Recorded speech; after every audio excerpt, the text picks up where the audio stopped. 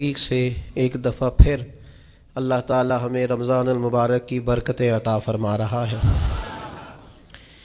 اللہ تعالیٰ نے قرآن مجید میں ارشاد فرمایا ہے کہ یا ایہا الذین آمنوا کتب علیکم الصیام کما کتب علی الذین من قبلکم، اے ایمان والو تم پر روزے فرض کیے گئے ہیں جس طرح کہ تم سے پہلے لوگوں پر فرض کیے گئے تھے، لعلکم تتقون، تاکہ تم پرہیزگار ہو جاؤ۔ روزے کی برکت سے تمہیں تقوی نصیب ہو۔ صوم کا لغوی معنی رکنے کے ہوتے ہیں، یعنی صبح سے لے کر مغرب تک کھانے پینے سے، عمل زوجیت سے رک جانے کا نام روزہ ہے۔ کھانا پینا ویسے بھی اللہ کے حکم سے ہی چاہیے۔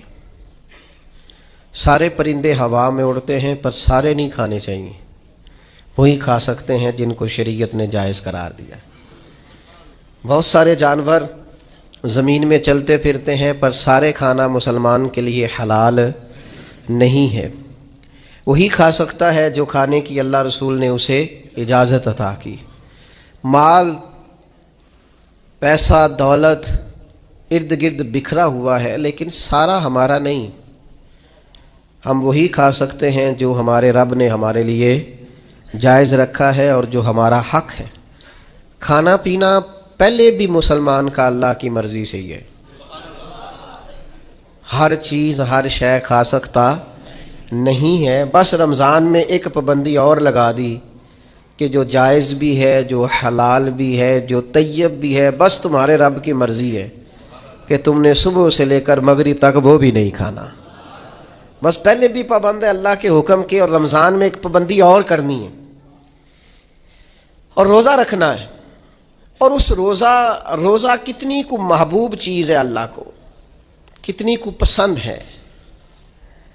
نسائی میں حدیث ہے، ایک صحابی نبی کریم علیہ السلام کے حضور حاضر ہوئے اور عرض کی یا رسول اللہ صلی اللہ تعالیٰ علیہ وسلم، مجھے کوئی ایسا عمل بتائیں جو مجھے نفع دے۔ مطلق اعمال میں سے جتنے بھی اعمال موجود ہیں اللہ کی رضا کے لیے کرنے والے، ان میں سے اس نے کسی عمل کا انہوں نے سوال کیا۔ عرض گزار ہوئے یا رسول اللہ صلی اللہ تعالیٰ علیہ وسلم، کوئی عمل بتائیں جو مجھے نفع دے۔ تو اللہ کے حبیب علیہ السلام نے فرمایا روزہ رکھ، اس کی مثل دوسرا کوئی عمل نہیں ہے۔ روزہ اتنا بڑا عمل ہے انسان کو نفع دینے والا، مسلمان کو فائدہ پہنچانے والا، کہ اس جیسا دوسرا کوئی عمل یہ حدیث میں حضور علیہ السلام نے بیان کیا۔ اب روزہ اتنی بڑی سعادت ہے اور کرنا کیا ہے؟ اللہ کے حکم سے کھانا پینا ہے۔ جس وقت اس نے کھانے سے روک دیا اس وقت رک جانا ہے، جس وقت اجازت دی ہے اس وقت کھا لینا ہے، لیکن نفع اتنا ہوگا کہ حضور فرماتے ہیں اس جیسا دوسرا عمل ہی کوئی نہیں۔ اتنا فائدہ مند کام ہے۔ روزے بڑی غنیمت ہیں۔ رمضان المبارک کا مہینہ بڑی سعادت ہے۔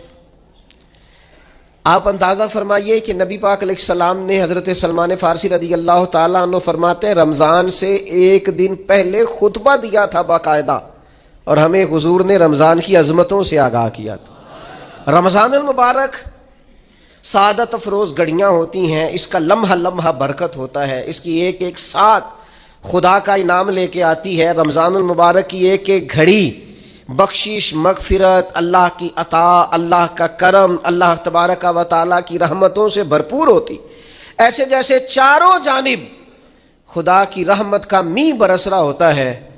بس جن کی جھولیاں پھیلی ہوئی ہوں گی اور جن کے دامن کھلے ہوئے ہوں گے وہ اپنے دامن رحمت الہی سے بھرپور کر لیں گے۔ لیکن سادی سی بات ہے بھائی، جو آدمی سویا رہے، غافل رہے، اٹھ کے اپنے کمرے کا دروازہ ہی نہ کھولے تو سورج جتنا مرضی چمک رہا ہو اسے کوئی فائدہ حاصل ہوتا نہیں، اسے کوئی روشنی نصیب ہوتی نہیں، کیونکہ وہ تو اٹھا ہی نہیں، جاگا ہی نہیں، بیدار ہی نہیں ہوا۔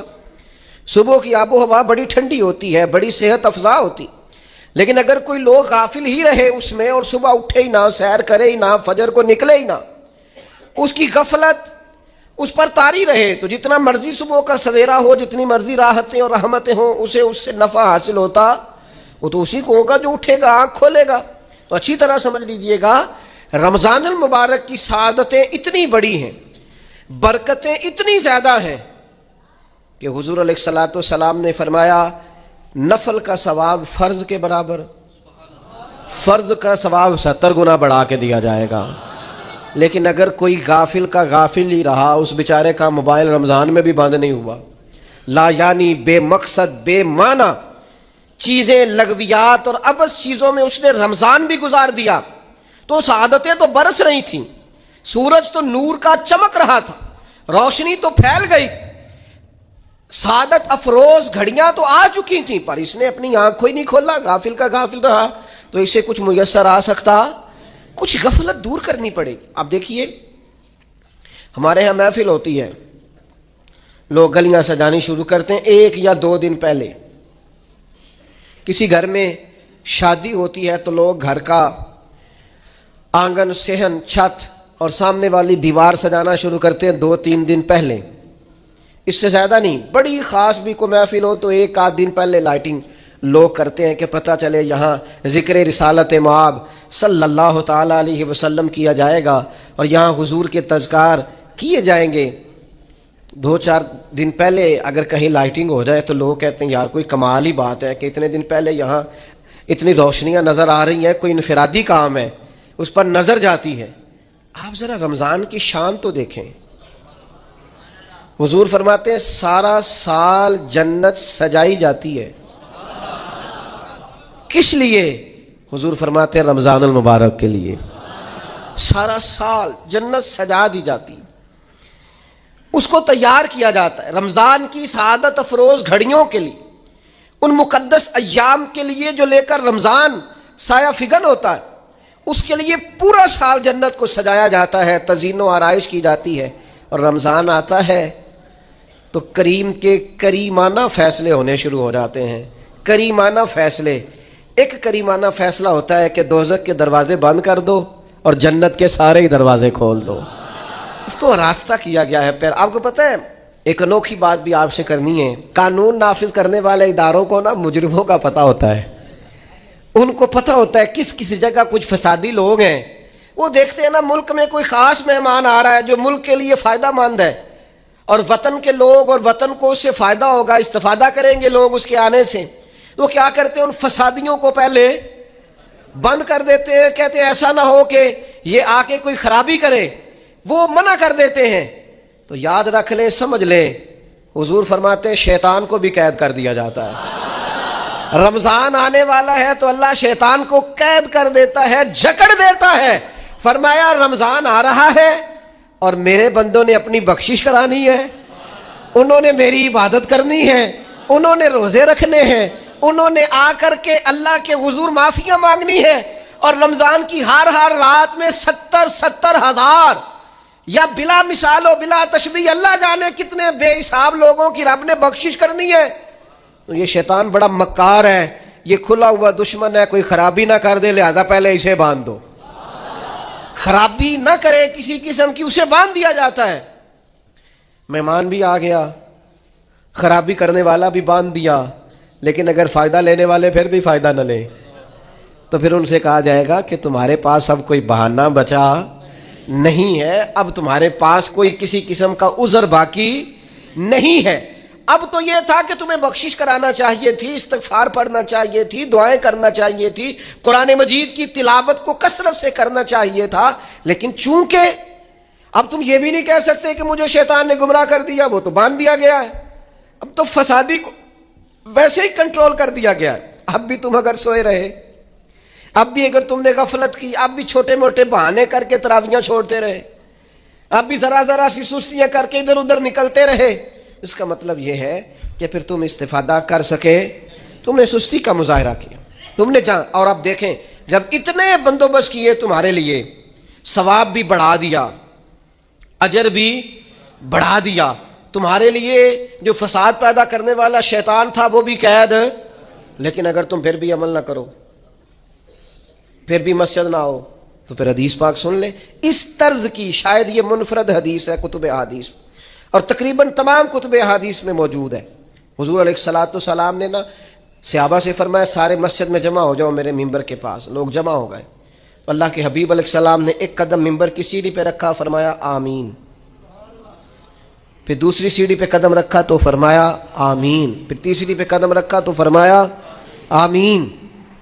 تو صحابہ کو بڑا تجسس ہوا. انہوں نے بعد میں عرض کی یا رسول اللہ صلی اللہ تعالیٰ علیہ وسلم کرم فرمائے، بندہ نوازی کریں، ہماری رعایت کر دیں، یہ کیا معاملہ تھا؟ تو حضور فرمانے لگے میرے پاس حضرت جبریل امین حاضر ہوئے. یہ رحمت للعالمین نبی کی بات سنا رہا ہوں. حضور کریم ہے. کریم فرماتے ہیں کہ حضرت جبریل آئے اور میں نے ابھی ممبر کی پہلی سیڑھی پر قدم رکھا تھا تو انہوں نے عرض کی یا رسول اللہ صلی اللہ تعالی علیہ وسلم ہلاک ہو جائے وہ شخص جو آپ کا نام سنے اور آپ پر درود و سلام نہ پڑھے. تو میں نے کہا آمین. پھر حضرت جبریل عرض گزار ہوئے یا رسول اللہ صلی اللہ تعالی علیہ وسلم وہ ہلاک ہو جائے جس نے بڑھاپے میں والدین کو پایا اور ان کی خدمت کر کے بخشش نہ حاصل کر سکا. میں نے کہا آمین. اور کریم فرمانے لگے پھر حضرت جبریل نے عرض کی یا رسول اللہ ہلاک ہو جائے وہ شخص جس کو زندگی میں رمضان ملا، جس کو اس ماہ نور و سرور شہر رمضان الذی انزل فیہ القرآن، رمضان کا وہ مہینہ جس میں ہم نے قرآن نازل کیا، جس کو ماہ مبارک، ماہ نور و سرور، ماہ طیب، ماہ مبارک رمضان ملا، پھر وہ اپنی بخشش نہ کرا سکا، وہ ہلاک ہو جائے. تو حضور فرماتے میں نے بھی کہا آمین. اللہ تعالی ہم سب کو محفوظ فرمائے. میں عرض کر چکا ہوں کہ جب ثواب بھی بڑھا دیا گیا اور جب طاقت بھی بڑھا دی گئی عبادت کی اور جب برکتیں بھی زیادہ ہو گئیں، نعمتیں بھی زیادہ ہو گئیں، رکاوٹ ڈالنے والا، رخنا ڈالنے والا شیطان بھی قید کر دیا گیا، تو اب بھی کوئی شخص اگر توجہ ہی نہ کرے، رجوع ہی نہ کرے، تو پھر اس کے لیے یہ حکم آیا کہ وہ ہلاک ہو جائے، پھر وہ برباد ہو جائے. جب اتنی سعادتیں موجود ہیں، اتنے بندوبست کیے گئے ہیں، جنت کو سجایا گیا ہے. رمضان شریف میں 2-4 کام ضرور کرنے. ایک تو روزہ رکھنا ہے. کچھ ہمارے پنجابی بہانے بھی ہیں، پنجابی بہانے، میں جی مزدوری کرنی ہوندی ہے نا، پھر روزہ تو نہیں نہ رکھ ہوندا. اللہ نے نہیں سی پتا کہ مزدوری کرنی ہے. تو اللہ نے کیوں فرض کیا روزہ؟ ہلکے سے لوگ بیمار ہوتے ہیں، بالکل معمولی سے، کوئی ایسا عذر نہیں، روزہ چھوڑ دیتے. ذرا سی باتیں لے کر لوگ، آپ یقین کریں، اہمیت کو نہیں سمجھتے، اور بعض صرف سست ہیں، غافل ہیں، منہ پھیرے ہوئے. اگر یہ ایک حدیث سمجھ میں آ جائے نا، ترغیب و ترہیب میں اور دیگر کتب حدیث میں بھی موجود ہے، حضور نے فرمایا جس نے رمضان کا ایک روزہ چھوڑ دیا، زندگی بھر بھی روزے رکھے، وہ فضیلت نہیں پا سکتا جو رمضان کا روزہ سے فضیلت اسے مل رہی تھی. اتنی بڑی بات ہے، آپ اس کو سمجھ لیں. اتنے سعادت افروز روزے ہیں رمضان کے. تو کوشش کریں اپنے آپ کو مینج کریں، مینٹین کریں چیزوں کو، اپنی صحت کا خیال کریں. میں تو دوستوں سے کہا کرتا ہوں رمضان سے پہلے جو ایام ہے پہلے سے بڑھ کر اپنی طبیعت کا خیال رکھیں تاکہ رمضان میں کوئی کسی قسم کی طبیعت میں بھی کمزوری پیدا نہ ہو اور صحیح صحت مندی کے ساتھ انسان رمضان شریف کے روزے گزار سکے.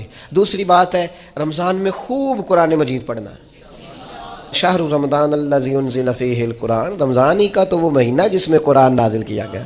نبی کریم صلی اللہ تعالی علیہ وسلم رمضان المبارک میں حضرت جبریل امین علیہ السلام کے ساتھ قرآن مجید کا دور فرمایا کرتے. حضور حضرت جبریل کو پارا سناتے اور جناب جبریل نبی کریم علیہ السلام کو سناتے. یہ دور ہوتا ہے قرآن مجید کا. اللہ نے کتنی زیادہ توفیق دی ہے، ہر مسجد میں تراویح میں قرآن پڑھا جاتا ہے. تھوڑی ہمت کریں، تھوڑی کوشش کریں.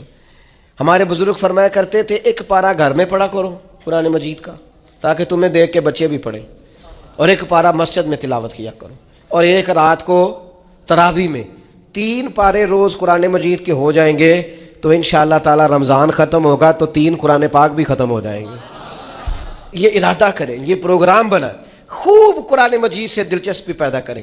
تیسرا کام رمضان میں جو کرنے والا وہ ہے کثرت سے استغفار. کچھ غلطیاں نا ہم کرنا نہیں چاہتے، ہم سے ہو جاتی ہیں. کچھ غلطیاں ایسی ہیں جو ہم بڑی بڑی کر چکے ہیں لیکن ہمیں یاد ہی نہیں، بھول گئے۔ کچھ خطائیں ہم سے ایسی سرزد ہوتی ہیں جو لاشعوری میں ہو جاتی، ہمیں سمجھ نہیں ہوتی کہ یہ خطا ہے اور اتنی بڑی ہے۔ کسی شخص کو بعض اوقات کوئی ایسی بات کہہ دیتے ہیں کہ ہماری نظر میں وہ بات معمولی ہوتی ہے، پر وہ بیچارہ ساری رات سو نہیں سکتا۔ رمضان کا مہینہ ہے اپنے رب سے معافی مانگنے کا مہینہ، اس سے توفیق مانگنے کا مہینہ، اس کے حضور حاضر ہونے کا مہینہ۔ میں آپ کی خدمت میں عرض کروں، حضرت عائشہ صدیقہ فرماتی ہیں نبی پاک نے فرمایا صلی اللہ تعالی علیہ وسلم، جس سے اللہ نے قیامت والے دن حساب پوچھ لیا نا، اس کے لیے مشکل ہو جائے گا۔ حساب یسیرہ یہ ہے کہ وہ مہربانی فرمائے اور فیصلہ جب کرے تو کرے ہی درگزر والا، فرمائے جا تجھے معاف کیا۔ رمضان کا خاص مہینہ ہے، سحری میں بھی دعا قبول ہوتی ہے، افطار میں بھی دعا قبول ہوتی ہے، صبح سے لے کے افطاری تک بندہ ہر وقت عبادت میں ہوتا ہے۔ تراویح کے بعد بھی دعائیں مانگے تو وقت قبولیت کا ہے۔ میرے بھائیوں، رمضان کی راتیں بھی قبولیت کی، آخری طاق راتوں کی شان قبولیت کی، لیلۃ القدر قبولیت کی۔ اس دفعہ جھک نہ جائیں اس کی بارگاہ میں سجدے میں، رو رو کے معافی مانگ نہ لیں اس سے۔ ہم برے نہیں ہیں، چاہتے نہیں ہیں، پر ہمارے وجود سے کچھ غلطیاں ہو جاتی ہیں، ہمارے سینوں میں کچھ پچھتاوے ہیں، کچھ من میں باتیں۔ اس دفعہ اس کے حضور عرض نہ کریں کہ کچھ کمیاں رہ گئی ہیں، دل نہیں کرتا تھا ایسا ہو، پر انجان تھے، نہ چاہتے ہوئے بھی کمزوریاں ہو گئیں۔ رمضان آ رہا ہے، بڑا گولڈن چانس ہے، بڑا خوبصورت موقع۔ بھائیو، رمضان کی ہر سحری کے بعد رب سے معافی مانگیں۔ آپ کو پتہ ہے اتنی بڑی امت مسلمہ لیکن ہر گلی میں کمزور ہے، ہر جگہ رسوائیاں ہمارے ساتھ چمٹی ہوئی ہیں، ہم چاہ کے بھی اپنے بھائیوں کی مدد نہیں کر سکتے۔ میرے پاس ایسے ایسے جوان آتے ہیں جو کہتے ہیں ہمیں بتائیں نا ہم فلسطین کے لیے کیا کر سکتے ہیں، ہمیں بتائیں نا۔ یہ ہماری بے بسی، یہ ہماری غلطیوں کا نتیجہ ہے۔ تو خوب استغفار کریں، اپنی کوتاہیوں کی معافی مانگیں۔ رمضان کی ہر صبح میں، ہر شام میں، ہر دن میں، ہر رات میں مصلی بچھا بچھا کے عرض گزار ہوں کہ مالک تو ہمیں معاف فرما۔ اور میں آپ سے ایک اور بات بھی عرض کروں،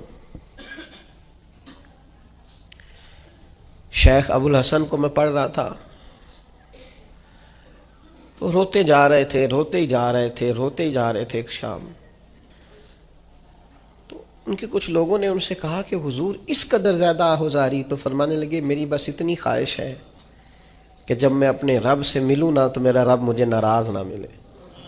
تو میں ہر وقت اس لیے تڑپتا ہوں کہ میرے اندر جو کوتاہیاں مجھ سے ہو گئی ہیں میرا مالک وہ مجھے معاف کر دے۔ ہم نے کوشش کی ہے زندگی میں ماں باپ کی خدمت کرنے کی، لیکن نہیں، ہم سے ان کے حق ادا نہیں ہو سکے۔ کوشش کی ہے بہن بھائیوں پر توجہ دینے کی، لیکن حق ادا نہیں ہو سکے۔ چاہیے تھا اولاد کی تربیت بڑی شاندار کرتے، لیکن سہولتیں کچھ زیادہ دے بیٹھے، لاڈ پیار کچھ زیادہ کر سکے، ان کی تربیت کا بھی صحیح حق ادا۔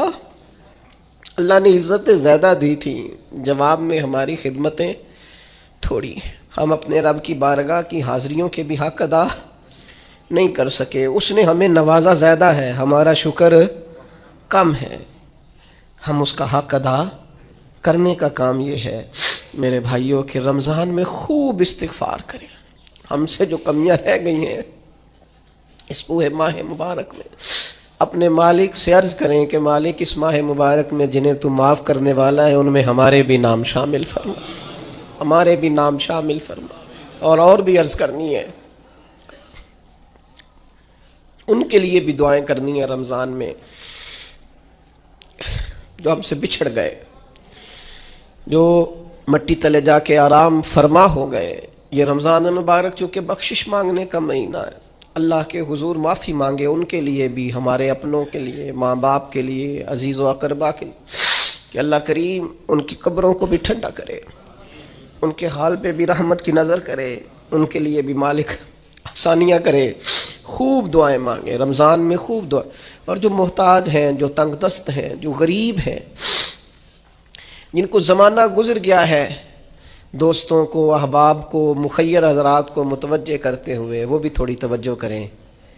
اس سال رمضان کے ماہ مبارک میں دنیا داروں کو چھوڑ کے رب کی طرف متوجہ نہ ہو، اس کریم کی بارگاہ میں اپنی ساری تکلیفیں بیان نہ کریں۔ بیمار بھی آئیں، مقروض بھی آئیں، تنگ دست بھی آئیں، بے اولاد بھی آئیں، کمزور بھی آئیں، سارے جھکیں، روزہ رکھ کے، تراویح پڑھ کے، قرآن پڑھ کے، اپنے سارے دکھ اپنے مالک کے حضور بیان کر کے اس ماہ مبارک کی ہر رات میں اس سے بخشش کا سوال کریں، رحمت کا سوال کریں، کرم کا سوال کریں۔ وہ بڑا ہی کریم ہے۔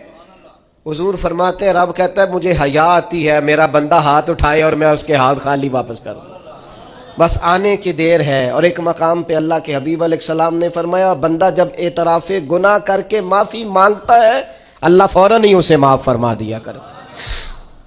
چوتھا کام جو اس ماہ مبارک میں بہت زیادہ کرنا ہے وہ یہ ہے کہ حضور نے فرمایا یہ صبر کا مہینہ ہے، صبر بہت کرنا ہے۔ ایک تو صبر ہوتا ہے نا مصیبت پہ صبر، ایک خواہشات پر بھی صبر ہوتا ہے کہ خواہشیں پیدا ہو رہی ہیں پر صبر کرنا ہے اللہ کی رضا کے لیے، یہ بھی صبر ہے۔ نیکی پر استقامت کے لیے بھی صبر کی ضرورت ہوتی ہے، گناہ چھوڑنے کے لیے بھی صبر کی ضرورت ہوتی ہے۔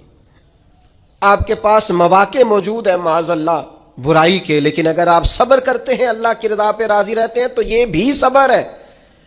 نبی پاک علیہ السلام نے روزہ دار کو صبر کرنے کا کہا، فرمایا تو تم نے کوئی بیہودہ بات نہیں کرنی، کوئی گالم گلوچ نہیں کرنی، اور اگر کوئی تم سے لڑائی جھگڑا کرے، کوئی بیہودہ بات کرے تو تم نے کیا کہنا ہے؟ انی صائم مرتین، تم نے 2 مرتبہ کہنا ہے بھائی میں تو روزہ دار ہوں۔ کوئی جھگڑا کرنا چاہے، لڑائی کرنا چاہے، برا بھلا کہے، کوئی الجھانا چاہے تو کہنا انی صائم، میں روزہ دار ہوں۔ یہ وظیفہ یاد کریں گے؟ کیا کہنا ہے؟ یہ وظیفہ ہے پورے رمضان کا، یہ بخاری میں حضور نے بتایا ہے۔ کوئی جھگڑا کرے گھر کے باہر بھی اور گھر کے اندر بھی، کوئی جھگڑا کرنے لگے، جھگڑا ہونے لگے تو کہنا انی صائم، میں، اور ایک دفعہ نہیں کہنا، مرتین، حضور نے فرمایا 2 دفعہ کہنا ہے میں روزہ